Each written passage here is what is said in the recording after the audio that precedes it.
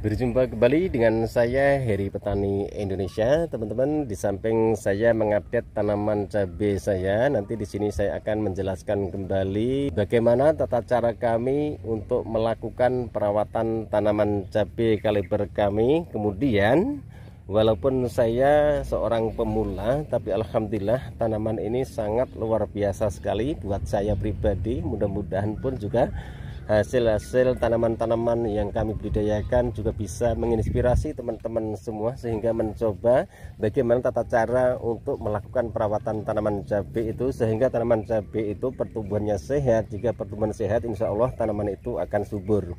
Jika tanaman subur, biasanya tanaman itu akan membuahkan buah-buah yang lebat, kemudian daun sama buahnya itu lebih banyakkan buahnya, teman-teman.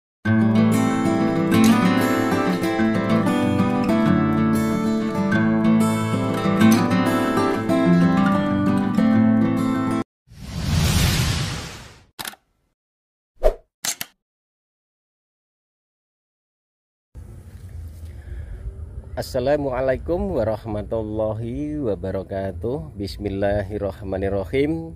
Allahumma sholli ala sayyidina Muhammad wa ala ali sayyidina Muhammad. Berjumpa kembali dengan saya Heri Petani Indonesia. Pada kesempatan kali ini, teman-teman, saya ingin berbagi pengalaman bagaimana tata cara kami untuk mengantisipasi serangan lalat buah, kemudian tanda-tanda serangan penyakit patek ataupun ilmu pertanian adalah antraknos. Itu pun juga sangat mudah sekali. Yang pertama yang kita lihat adalah tanamannya dulu sebelum kita melakukan penyebraian. Jadi penyebraian itu jangan dilakukan terus, teman-teman. Misalnya tanaman cabai buahnya sudah lebat seperti ini, setiap hari 7 hari sekali spray, enggak. Kalau saya bukan seperti itu.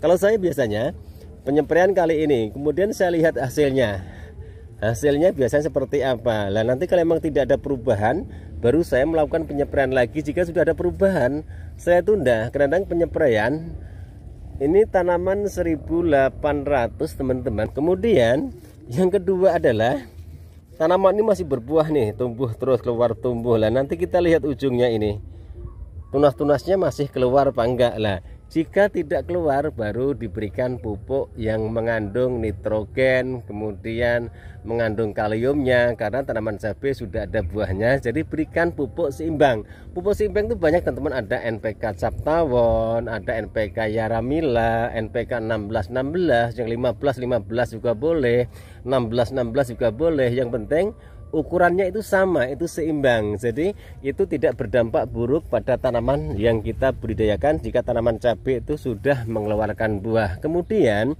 untuk pemberian nutrisi kalium, kalsium, kadang-kadang pertanyaan teman-teman itu juga ribet. Kadang-kadang ribetnya bagaimana? Kalau sudah ada unsur kaliumnya, kemudian ada kalsiumnya, itu tergantung teman-teman semua. Kalau kalsium bisa dilakukan melalui penyepraian, bisa. Kemudian juga melalui pengocoran juga bisa. Kalau untuk kaliumnya yang cair, misalnya Kalinet ini, misalnya Kalinet, teman-teman, kalau untuk pengocoran kan terlalu boros, makanya melalui penyepraian. Jadi intinya seperti itu. Kadang-kadang pertanyaan-pertanyaan itu juga harus, kadang-kadang kita juga bingung jawabnya, teman-teman. Kadang-kadang tanyanya begini, misalnya dapat berapa kilo, terus dapat harga berapa. Itu bukan pembelajaran, teman-teman, karena saya itu petani. Maksudnya dalam arti petani itu apa? Saya itu menanam tanaman. Kalau saya ditanya masalah harga itu ribet jawabannya, karena harga di Indonesia itu beda.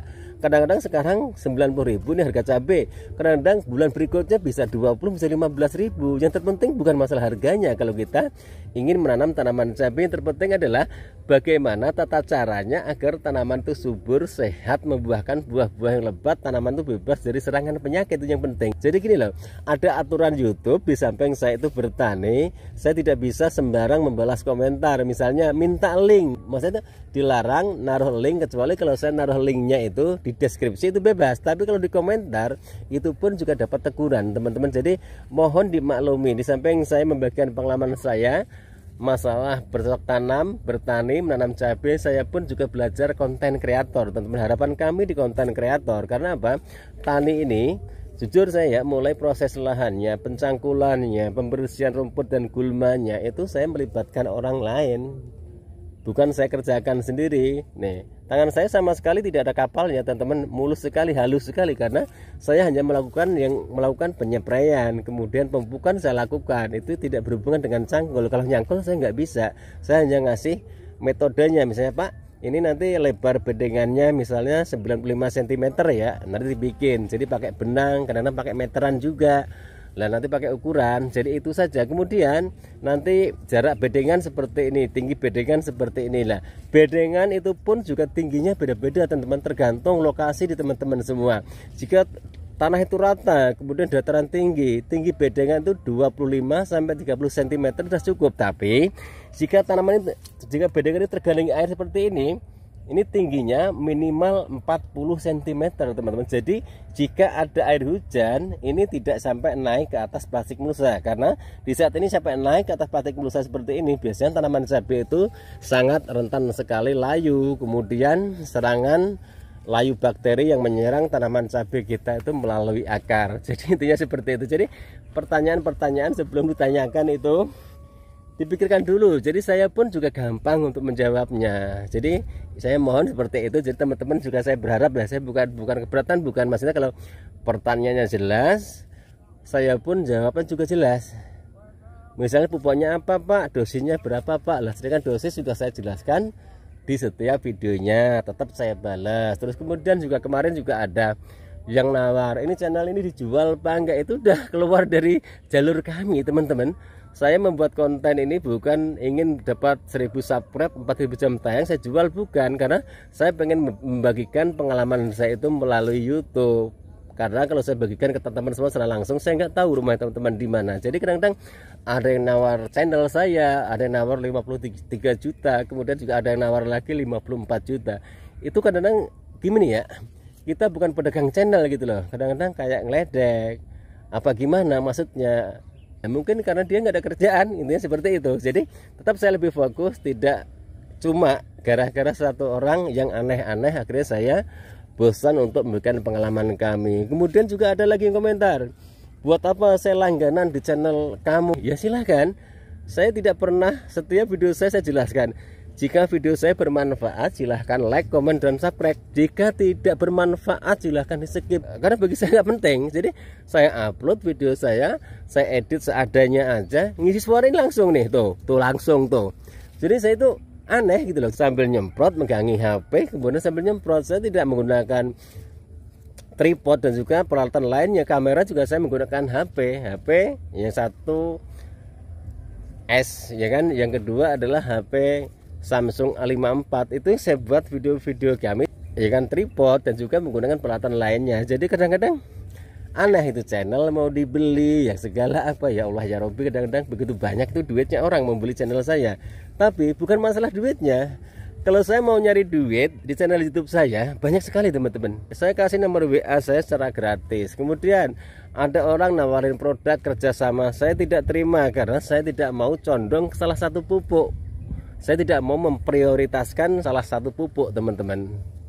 Jadi intinya saya itu tidak mau hanya memprioritaskan salah satu pupuk. Jadi semua pupuk saya anggap bagus, yang organik, yang kimia itu bagus. Jadi saya nggak mau maksudnya nanti pupuk kimia akan merusak tanah, residu tanah akan gini nggak mau. Karena apa? Semua ada yang menggunakan organik dan semua juga ada yang menggunakan pupuk kimia. Pada waktu itu juga ada yang komentar di video kami, wah masih cupu katanya menggunakan pupuk kimia. Jadi kadang-kadang hal seperti itu, padahal tugas teman-teman semua itu menghargai ya kan, para petani yang mempunyai channel-channel di YouTube. Mereka semua di samping kesibukannya di kebun, panasnya sangat luar biasa, mereka semua masih berusaha untuk membagikan pengalaman-pengalamannya agar adik-adik kita ataupun sahabat-sahabat kita yang baru mau belajar menanam cabai itu bisa belajar. Kalau kita belajar melalui datang langsung kan tidak mungkin, karena setiap tinggal kita kan berbeda. Pada masa itu tinggal kita itu berbeda teman-teman di Jawa Timur, saya di Jawa Barat, Jawa Tengah, ada Jawa Timur, kan tidak mungkin. Makanya YouTube ini adalah platform yang terbaik bagi kami untuk membagikan pengalaman-pengalamannya, dan bahkan sudah hampir jutaan orang itu berhasil dari belajar dari YouTube. Yang penting cari sumber itu yang benar-benar terpercaya, misalnya Mitra Bertani TV, Petani Cabai Cianjur, kemudian Alur Petani TV, dan masih banyak sekali channel-channel yang menginspirasi teman-teman kita, adik-adik kita yang biasanya tidak mau bercocok tanam atau bertani. Mereka semua mencoba karena terinspirasi oleh mereka semua. Jadi intinya seperti itu. Mungkin hanya ini teman-teman yang bisa saya sampaikan dalam video saya kali ini, update terbaru tanaman cabai kaliber kami. Mudah-mudahan apa yang saya bagikan bermanfaat, dan apapun saya katakan mohon maaf jika kata-kata kami menyinggung, tapi niat kami hanya ingin meluruskan saja. Lebih baik kita menghormati, menghargai karya-karya orang lain karena mereka semua sudah berusaha payah. Intinya seperti itu. Wabillahi taufik wal hidayah. Wassalamualaikum warahmatullahi wabarakatuh. Salam sukses buat Anda. Salam sukses buat para petani di seluruh Indonesia.